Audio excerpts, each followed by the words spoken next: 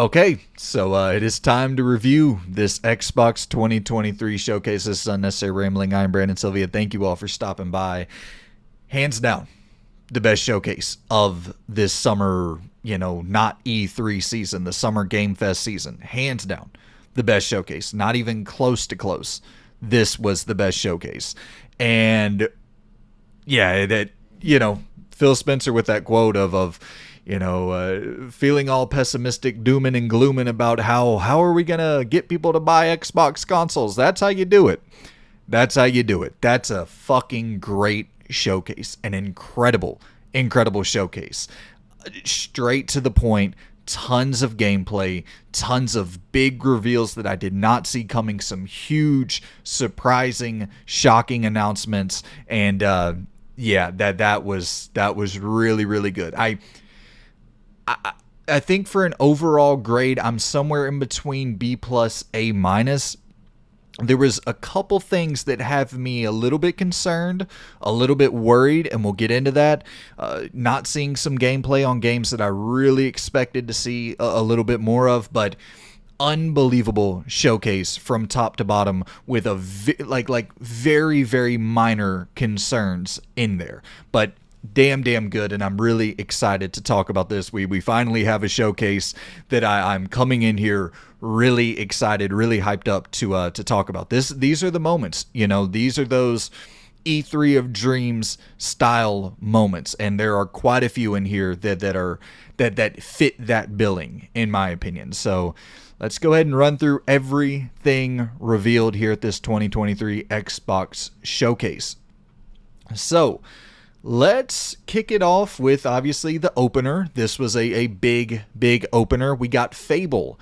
Good, not much gameplay, but I think it was a good look at Fable in terms of the tone. I thought the humor was really on point. I do think with the lack of gameplay that was shown here, we're still a ways off with Fable. I'm expecting probably another 2 to 3 years before we see this thing launch, but it did set the tone fairly well. We had a couple seconds of gameplay thrown in there, like jumping over the fire or some shit. But you saw some little character, big world moments, and yeah, I thought that this was a good opener to set the expectations for the show. That okay, we already got the kind of big reveal out of the way. The one thing that a lot of people were talking about, we got that out, and now we're rolling on into some more big surprises. So a good opener. Like I said, I think we're still a ways out from that game launching, but still a good opener. And a really fucking realistic looking Fable game. Not what I was expecting at all. With, obviously you have Playground working on this thing, who are the kings of these realistic open world games within the racing realm, but kind of bringing that flavor and bringing that energy into Fable. I'm curious to see how it turns out, but all we got were the cinematics, and I thought the character modeling looked really, really good, but we still need to see a lot more on Fable. And then we move into South of Midnight, and this is coming from Compulsion, a studio that I really, really wanted to see pop up here. Really wanted to see what their next game is, and once again, no gameplay for this, but this was their first reveal. And my thing is, if you reveal for the first time, I think it's A-okay to have a cinematic reveal for your first big opening reveal trailer. And that's what we got. We got a dude playing a guitar in the bayou, some Louisiana vibes going on there, and yeah, it seemed like maybe a bit in the magical realm, with a character, walking up to the guy playing the guitar, talking about this mythical creature, and then the mythical creature popping up behind her. It had a real unique art style, and that's something that Compulsion has always excelled at, is just these very unique looking games. And maybe with a hit or miss on the gameplay in some departments, and a little bit clunkier, a little bit jankier than I think this game will probably be, because they have some Microsoft money funding them now. So I'm excited to see more on it. But once again, there's not a ton to go off of here with South of Midnight, other than their pedigree and their unique art style for all of their games before this, and it seems that that is going to carry over into South of Midnight. And then next up, we have what I think is hands down the biggest surprise of the show, because traditionally Xbox showcases have been, or I shouldn't say traditionally, at least since 2021, Xbox showcases have been primarily like all Game Pass day one titles or Xbox first party, or, you know, some kind of tie in there for like a day one Game Pass get, or at least some Game Pass association tied to it. And this does not have that. This is Star Wars Outlaws coming from Ubisoft, the Ubisoft Massive. This is the open world single player Star Wars game that Ubisoft is cranking out, and I gotta say, we're going to see more gameplay on this at the Ubisoft Forward. I think that's June 12th or the 13th. You can correct me in the comments if I'm wrong on that, but we're seeing gameplay on it soon. This was just the cinematic world premiere reveal trailer, and I gotta say, I am absolutely on board if the gameplay is anything like what we saw here in the cinematics with this, you know, outlaw-esque, Han Solo-esque character going off, doing some thievery potentially, flying around on your ships, and just this open world sandbox that I think Ubisoft, I could see Ubisoft nailing a game like this. And if it's like third person, you know, with your shooter going on, you got your blaster action going on, maybe some melee combat going on, I cannot wait to see gameplay on this. And it's saying that it's going to release in 2024. Well, we'll see how much gameplay is shown at that Ubisoft Forward. I think we can probably, make up our mind when we see the gameplay shown. If it's very in-depth, then we'll know, okay, yeah, that probably is going to drop in 2024. And if it's not a ton of gameplay, we could probably see that getting pushed back to 2025. But I thought that this cinematic reveal was an excellent cinematic reveal if the gameplay is indeed anything like, obviously it's not going to look like that in gameplay, but if we do see the game running and it's giving you that freedom in a big ass open world to roam around in different ships and in a little hovercraft action and shit going on, and then that could be epic, because I still really enjoy I enjoy Ubisoft open world games, and I'd love to see their take on a Star Wars title.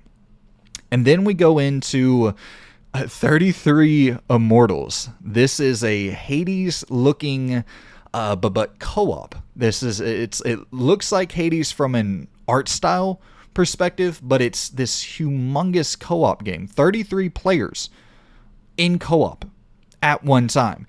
And it's coming from the Spiritfarer team.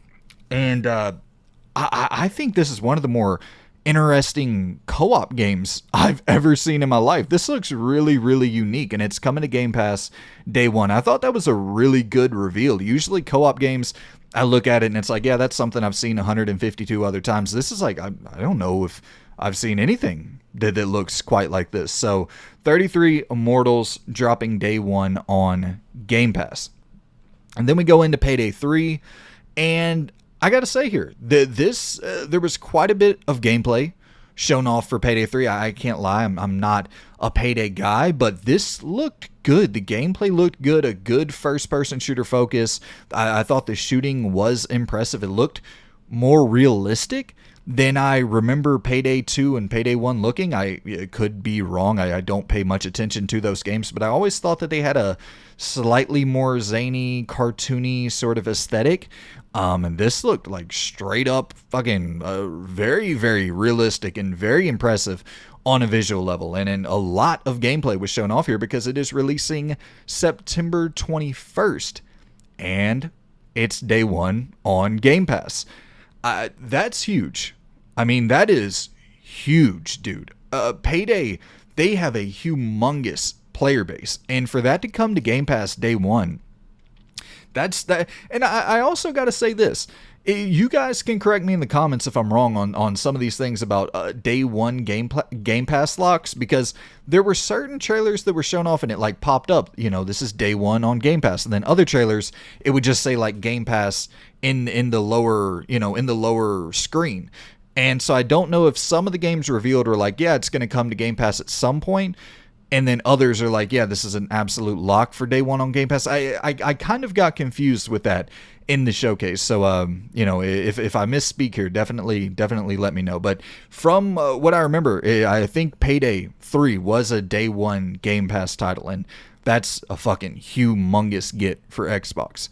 And then we go into the leaked Persona 3 remake, and once again, this is another huge Game Pass title, and it's important to kind of get in that market, get in the Japanese games market and appeal to Japanese gamers out there, and of course this appeals to universally. This has universal appeal to it. People love Persona, and that's a big, very, very big get, and Atlas had a humongous presence here, which we'll get into a lot more later. And then next up here, we got the big dog. We have Avowed. Avowed finally came out to play to show us some real gameplay. And we got a good bit of gameplay with Avowed. And I think the gameplay looked good. I don't think it looked great. I think the art style looked okay. I have a lot of questions about this game. The star of the gameplay with Avowed to me was the variety that was on offer. There were so many powers. There was great enemy variety. You kind of got like an undead feeling going on here. You got like some undead skeletons that you're battling and some undead looking bear-esque creatures in the mix, and yeah, just a good variety with the combat. You had some magical powers that you're using. You had like a brute force up close melee combat going on. So it seemed to have good variety with the different skills, with the different powers, with the different fighting abilities. But it looked a little wonky to me. It looked a little bit wonky, which a part of me is kind of happy about that, because it makes me feel, because it said it's going to be launching in 2024. And with it looking a little bit wonky, I'm like, okay, maybe this is realistic. Maybe this is this actually could come out in 2024. And just the amount of freedom that you're given in this game naturally lends to a slightly jankier experience. And I'm A-okay with that. If, you have 400 different ways of taking out your enemies and a few of them are a little bit jankier than the others, like that's fine with me. But that first reveal for Avowed and this reveal here were definitely different. They definitely had they set a different expectation with that first reveal, I'll say. But, that first reveal was just like a little CGI thing. So it was just nice to see the gameplay here. I really would like to see a more deep dive, raw look at gameplay. And I also really wonder if this is going to have that traditional Obsidian energy with the branching narratives and the decision making and the choice. Like, I hope that hasn't been pulled from this game, and I hope that's a real big focus of Avowed. That I think we'll see probably a lot more on this, maybe Game Awards season, or maybe just this time next year for the next big Xbox showcase. But those are the two things that I really am the most curious on. Do we have choices? Can we make decisions in the narrative? And can we see some raw gameplay of Avowed? So, yeah, but I'm very, very excited to see it. And I still am positive. Like, I feel that it was a pretty damn good showing for Avowed overall. Next up, we have Sea of Thieves, a Monkey Island crossover going on here. Obviously, this isn't my thing, but as far as I know, this is one of the better service games out there, one of the better service games on the planet in terms of, catering to their fan base and providing consistent, interesting content. I do wish that, Rare could get to work on Everwild, but I understand how difficult that is when you have such a successful live service game in the works and constantly giving the players new content to mess around with. But yeah, Sea of Thieves, the Monkey Island crossover, this is coming out July 20th, so not long to wait there at all. And then next up, we roll into a new flight sim title. I think it was just called Microsoft Flight Simulator 2024. I don't know if it's a DLC, an expansion, a totally new game, but definitely new content in the flight sim universe. And I think this is more up my alley than anything I've seen from Flight Simulator in general. This feels like more of a real game than like an experience. There's actual missions and shit going on in this new flight sim where you can do like search and rescue and transport cargo and shit. It appears much more gamey to me, and I'll definitely check this out on Game Pass. It's coming 2024. There's also a little Dune crossover going on there with a little Dune ship that you get access to. So yeah, a new flight sim title coming 2024. And next up, we get into, I was talking about a couple red flags from this showcase. This is one for me, Hellblade 2. I think that obviously visually and from an audio perspective and all that shit, what we saw here from a visual standpoint was incomparable to almost anything else on the market. This thing looks stunning. You're seeing this world kind of morph as Senua is kind of hallucinating, and just the motion capture and facial animations. It's as good as you get. But I really was hoping that we could see some gameplay that kind of wowed people, because I don't think that was the main takeaway from the gameplay we saw at the Game Awards, I believe, in 2022. I think people saw it and was like, okay, and was still had some questions, and I was hoping that those questions could maybe be answered here with like a real deep dive into the gameplay, into the puzzle solving, letting us know that that's been livened up a little bit, letting us know that the puzzle solving in combat's a little bit more interesting in 2 than it was in 1. That wasn't shown here at all, and that really bums me out. I'm not saying this is a red flag in terms of I don't think the game will launch in 2024, but a lot of people were expecting this to be like a 2023 release, and with this showing, I wouldn't be surprised if this was like late 2024. Here's kind of the weird thing going into this. I would have said Avowed is December 2024 and Hellblade is, fucking March 2024. But after this, I could see Avowed coming out before Hellblade. Maybe, once again, maybe we see this pop back up at Keighley's, at the Game Awards in December this year, and that's the next time we get a real deep dive look at it. But, man, I really wish we could have saw more gameplay of Hellblade 2. But undeniably, one of the most visually impressive games I've ever seen in my life, at least from a character modeling standpoint. And then we head into a huge shock.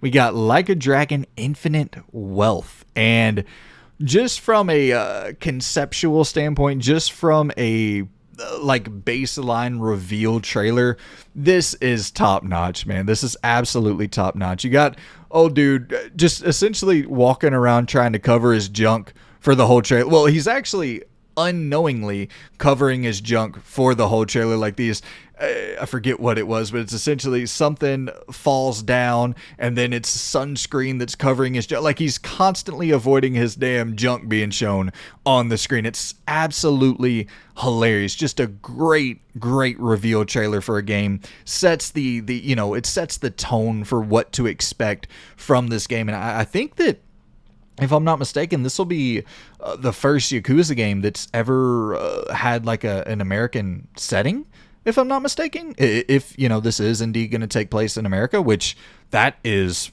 really interesting in and of itself, especially with, how big Yakuza has gotten in the U.S. within the last 5-6 years. I think that makes a ton of sense there as well. So, yeah, Like a Dragon Infinite Wealth, and this is coming early 2024. Just a fantastic reveal trailer.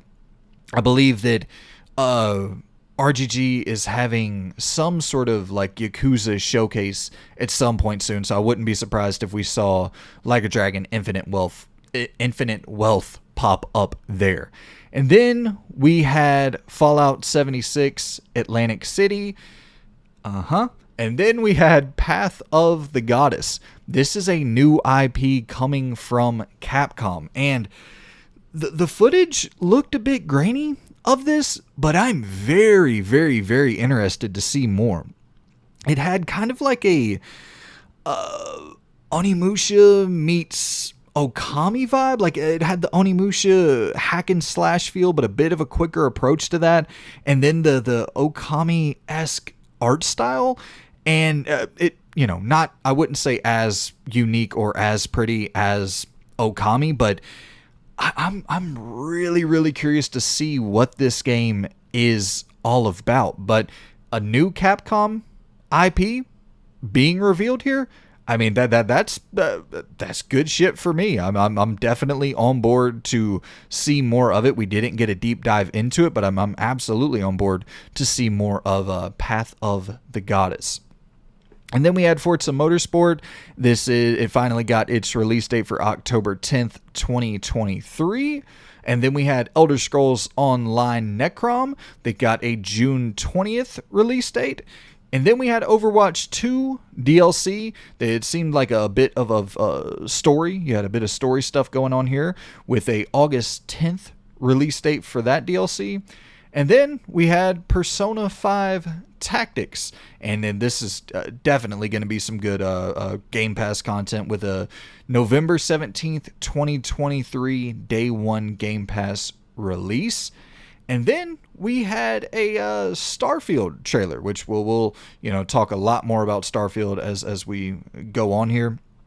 But I think that this might be my surprise of the show in terms of being impressed this next game. And it is, I'm going to butcher the name probably, but Jusant, and it's coming from Don't Nod. And this looks very, very different from anything you've ever seen from Don't Nod. The developers of Vampire, the developers of Life is Strange, like the first couple Life is Strange games, or I know for sure the first Life is Strange game, but I think the first two, if I'm not mistaken.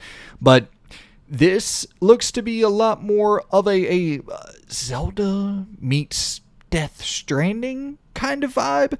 You got some mountain climbing going on, a really really interesting world. It seems like some puzzle solving and adventuring taking place.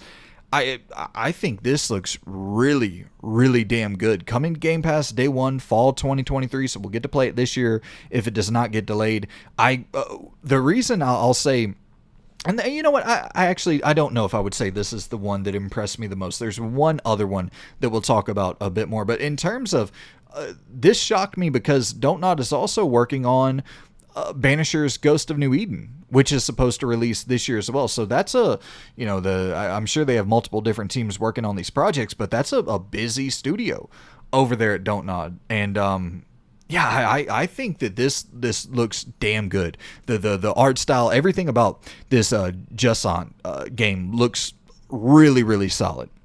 And then we moved on to a really quick but really interesting trailer from a game called Still Wakes the Deep. This is coming from Chinese Room, the team behind Everybody's Gone to the Rapture and Dear Esther and Little Orpheus, a 2D platformer that I really enjoyed, puzzle solver platformer that I really enjoyed. But this seems to be quite the departure from any of that. This seems like a first-person horror game that maybe has some platforming elements. You see like a character on a ledge in the trailer, but this is one I'm for sure going to be keeping my eye on as well. Like I said, we didn't see much of it at all. It is saying early 2024 and coming to Game Pass Day 1, but that team has a real pedigree and a real history of developing some critically acclaimed great titles.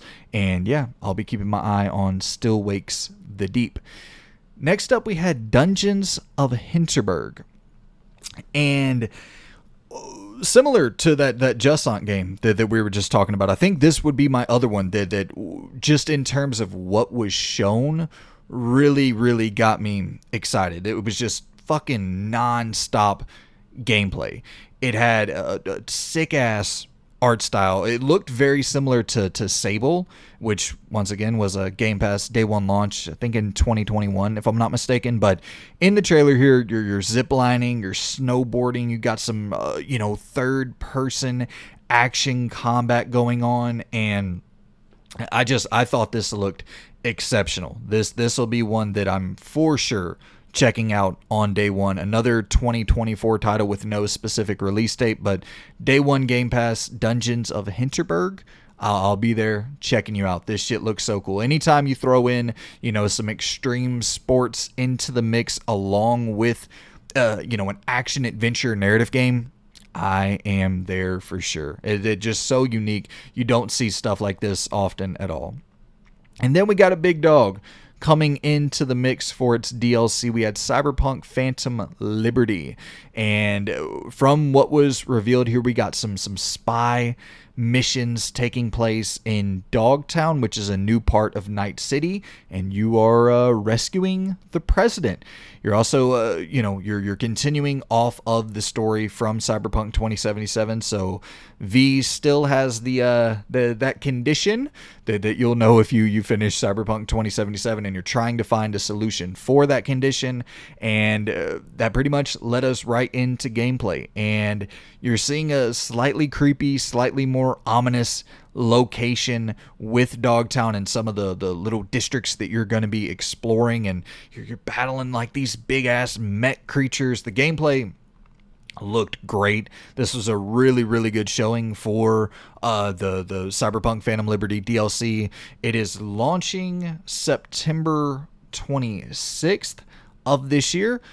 Once again, I will never buy a CD Projekt Red game day one ever again in my life. I will definitely be waiting to see, reputable people who are playing this game and who are playing it on, PlayStation 5s and Xbox Series X's. That way I can know that the platform that I pick the game up on will be running properly. Like I'm not jumping in day one to be a fucking bug tester. Not gonna happen. So we'll see on that, but I imagine that I'll at least hope that CD Projekt Red learned their lesson from dropping Cyberpunk in the disastrous state that it dropped in 2020. And then we had City Skylines 2 coming to Game Pass October 24th. And the next game on the list here is, oh boy, I'm going to try my best to pronounce this, Metaphor Refantasio, and this is another Atlas title. Atlas back in the mix here again. They had Persona 5 Tactics, they had Persona 3 Remake, and now they have Metaphor Refantasio. And this is a new IP that looks much more my speed than Persona. You got fucking big ass dragons that you're seemingly battling in these turn-based battles, and then you're exploring these fucking hellish looking environments. I think the character design looks sick. It's coming 2024. Atlas is very, very busy over there, but yeah, I think I will probably, maybe I might check this out depending on how packed 2024 is. But yeah, this is very much more my speed than the Persona games for sure. And then we had Towerborn, and this is coming from the Stoic, the team that made Banner Saga, and it seems to be like a simple little fun 2D brawler, if I'm not mistaken, like a little 2D co-op brawler. And I thought some of like the enemy design looked pretty cool. You had like this Wolverine frog looking thing popping out. And yeah, it's coming 2024, day one to Game Pass. And then we had a big dog of a closer. We have Clockwork Revolution. And this is the new In Exile game. And you feel the Microsoft money flowing through the veins of this game. This seems to be probably, I would imagine, at least $100 million more expensive than anything In Exile has ever made before. This looked impressive, and we got a decent look at gameplay. It's a straight up first person shooter, very, very BioShock inspired with its world, and I was stunned by this. I was blown away by this. I never in my wildest dreams could I have imagined this game to look so solid and so smooth with the first person shooting. I would imagine that this isn't going to be like a traditional In Exile title with the branching narrative and the decision making. This looks to be like straight up first person shooter action with maybe some time manipulation mechanics going on there. And you got like mech battles taking place and shit. This looks very first person shooter first and maybe role playing game second, but holy shit, talk about a new IP to get you out of your seat and to get you excited. And if you've been waiting to play a new BioShock game, well, I was going to say wait no more, or you don't have long to wait, but they said they had some little nice pun in there with it'll come when it's ready or whatever, but like some clock pun. I forget exactly what the fuck it was, but it might be a little bit until we see this thing, but still probably got to assume it'll be before we get a new BioShock game. So I think you could get your fill here with this, and obviously with Ken Levine's new game Judas coming out, I believe 2024 if I'm not mistaken. So we're finally getting a return to some BioShocky style games soon, and Clockwork Revolution looks to be maybe one of the best BioShock inspired games that I've ever seen in my life. So yeah, obviously coming day one to Game Pass, with it being a Microsoft first party title. And that was pretty well. You had Phil Spencer come out on stage and he announced a new Series S with more storage that'll be released in September. I don't give a shit about that, but that's the showcase in terms of everything outside of Starfield. And that's a damn good showcase. That's a really, really damn good showcase. There was maybe like 4 things in here that weren't of interest to me. Almost everything in this showcase I was at least interested to see. Even stuff like Sea of Thieves that didn't really interest me, I was at the very least impressed by what I saw. And even shit like the 33 Immortals, one of the more interesting looking co-op games that I've ever seen in my life, and I'm not a co-op game guy at all. So just a damn good showcase from top to bottom, and a good way to close out this Summer Game Fest season. But if we're being honest, we all know what the real show closer was. That is Starfield. The Starfield Direct closed off the show, and look, man, it was already my most anticipated game of 2023.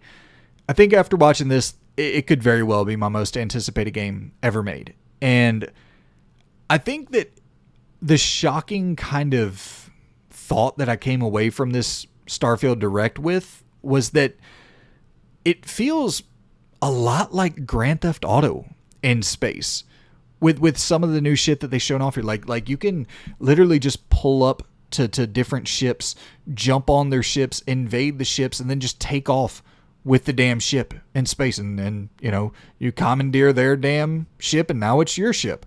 Like just hijacking ships in space.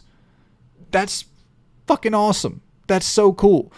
And look, like I said, I don't know how I could possibly anticipate this game more, but it's getting to a point where like it feels real. After watching this, it feels real. And it didn't feel that way to me before. Like it still felt like a game that I could very well see. Like the last time we saw it, I was like, yeah, I don't think that'll hit its release date. This feels like it might actually hit that September 6th release date. We could, very well be wrong. It could very well get delayed. I don't know if Microsoft is going to deal with the traditional Bethesda game launch with all the bugs and issues and all that shit. They might delay it a little bit for polish. So it might be, December 2023 or whatever. But it feels imminent. Like it feels like it's actually going to come. And I just didn't feel that way before. It really feels real now. And being a kid and being such a huge fan of Grand Theft Auto, and then going to the theater and watching, the 90s, 2000s Star Wars, that trilogy. And like, I never would have even put those two things together of having like a Grand Theft Auto-esque space adventure. And this kind of feels like that. It does. Obviously, it feels like Fallout in space, Elder Scrolls in space, fucking Han Solo Simulator, whatever you want to call it. But I never would have thrown Grand Theft Auto in space in the mix there. And that even has me more excited now. Just,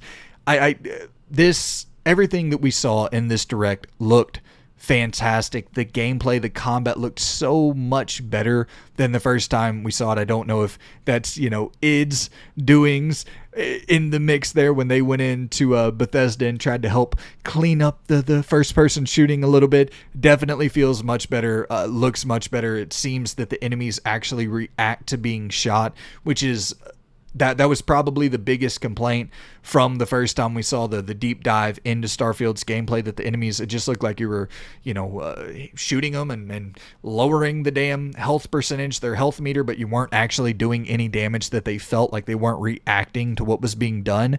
And that seems to be overhauled dramatically.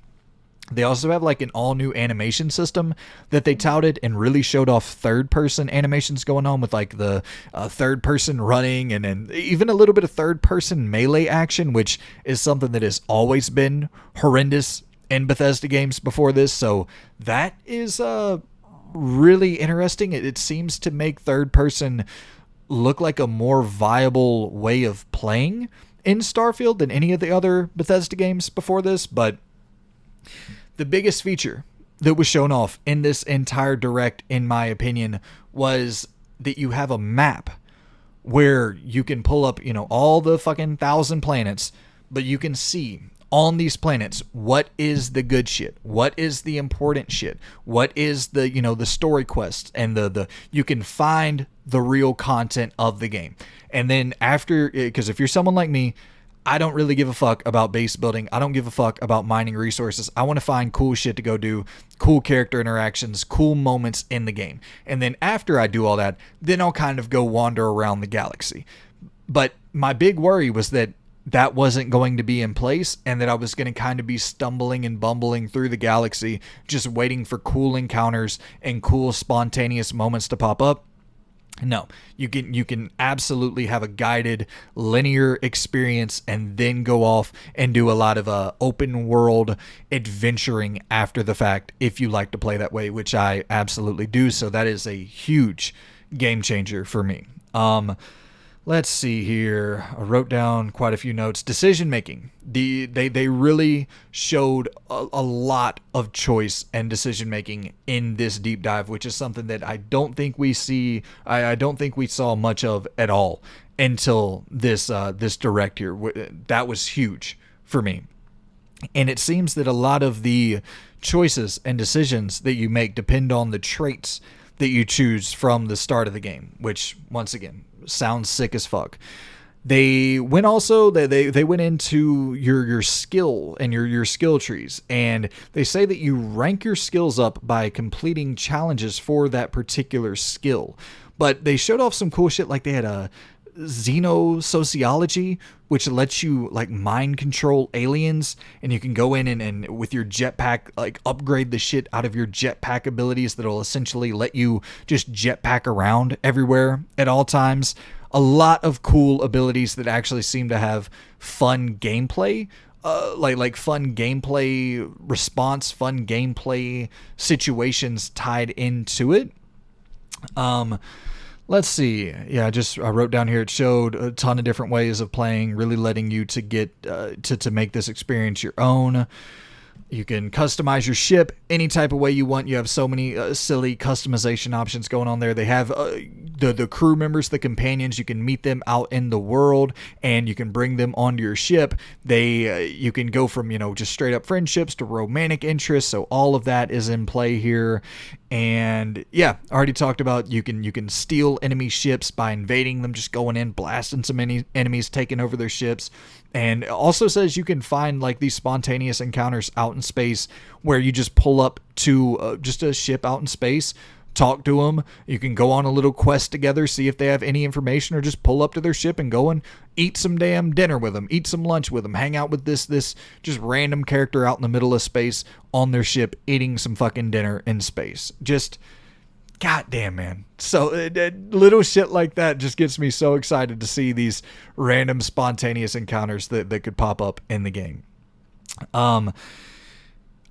Big tease at the end of the trailer is like you had a little force power action going on. I don't know how that's going to be implemented, but it seemed like a little bit of a force power action that your character was using. I'm sure that's some sort of ability that you'll unlock later in the game, but just I don't know, man. Everything about this got me so excited. We saw so many planets and a lot of exploration, seeing some dinosaurs just roaming the planets, these different enemy varieties and just different wildlife that you're encountering on the different planets. And yeah, I gotta say, this is my expectations are through the roof at this point, and my hype levels are through the roof. I cannot wait to dive into Starfield, hopefully on September 6th, but whenever the hell it comes out, I am there day one. Whatever the hell else comes out around this game, you're taking a backseat. Nothing's getting played for probably a good 100 hours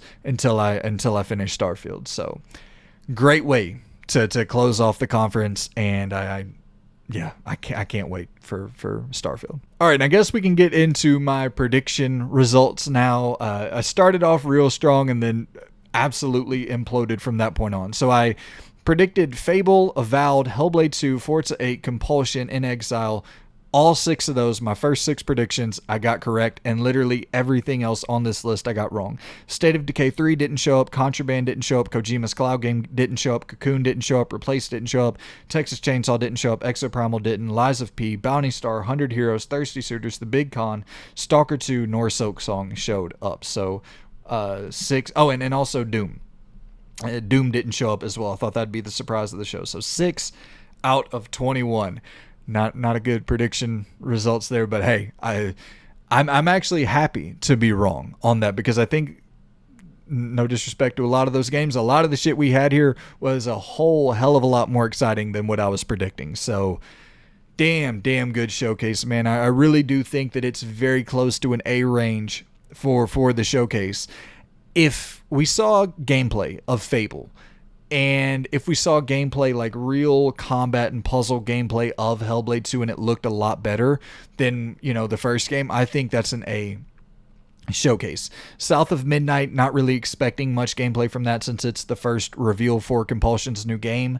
The big shock with In Exile, Starfield looking amazing, the Star Wars Outlaw, the reveal for Ubisoft's huge open world single player Star Wars game, like, that is humongous, man. Some big surprises in here with what is it? The Don't Nod game, Jussant, and Dungeons of Hinterberg. Like, just some really, really good surprise announcements. Avowed popping up with gameplay for the first time. This is a great showcase with a couple things that keep it away from that A range for me, but definitely I would say B plus style showcase, I think, especially when considering how goddamn excited I am for Starfield. Just hats off to Xbox. Definitely stole the summer with that showcase, and like I said, man, Phil Spencer with that doom and gloom bullshit on Kinda Funny, talking about that they can't really compete with the PlayStations and the Nintendos and this and that. It's like, dude, if you deliver on this content here, and you have your other first parties cooking up some big shit exclusive to your platform, like, you absolutely can compete. I have no allegiance to any of these goddamn plastic boxes, and I don't think most people do either. We're gonna go wherever the hell the games are, and for people in my age range, I don't think anybody I shouldn't say anybody. I don't think most people in my age range are especially pleased with the direction that PlayStation is headed with this live service approach. A second job that you're having to get, which are these live service games. I think most people in my age range are looking for, good single player RPGs, single player, third person action adventure games, an experience that you can have in 20-30 hours that doesn't have to be a part-time job, something that feels made for people in our age range. Like, this showcase had a lot of that on offer, and yeah, I was just really, really damn impressed. I thought it was a great showcase across the board, and very, very, very pleased with what was shown off here. So that is my review of the 2023 Xbox Showcase. Damn solid, and yeah, it's kind of got me excited for 2024. I was starting to think, man, maybe 2024 is going to be a light year for games, with 2023 being one of the greatest years ever for games. Like 2024, before the showcase, I was like, damn, whoa, what is coming out in 2024? Now we got some big shit to look forward to. So 2 thumbs up. Very pleased by that shit. But that's going to be it for me, guys. I appreciate y'all for tuning in. Hit me in the comments below. Let me know what your thoughts were on the 2023 Xbox Showcase. And yeah, man, until next time, Unnecessary Rambling episode 14, I believe, will be out either Tuesday or Wednesday. So stay tuned for that. Appreciate you guys. See you soon. Goodbye.